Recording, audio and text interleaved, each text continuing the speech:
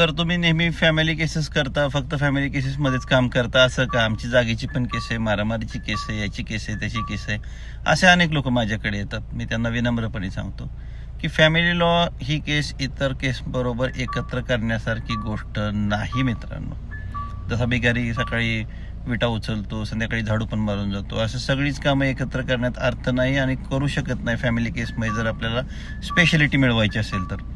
महाराष्ट्रामध्ये 4 हायकोर्ट आहेत. मुंबई हायकोर्ट आपल्याला सगळ्यांना माहिती आहे मुख्य म्हणून, आणि इतर त्याचे ब्रँचेस आहेत की बाबा लातूर असेल, कोल्हापूर असेल किंवा औरंगाबाद असेल, संभाजीनगर असेल, नागपूर असेल, असे त्याचे 4 बेंचेस म्हणजे 5 हायकोर्ट झाले. आणि देशामध्ये असे बेंचेस धरून 50 हायकोर्ट आहेत.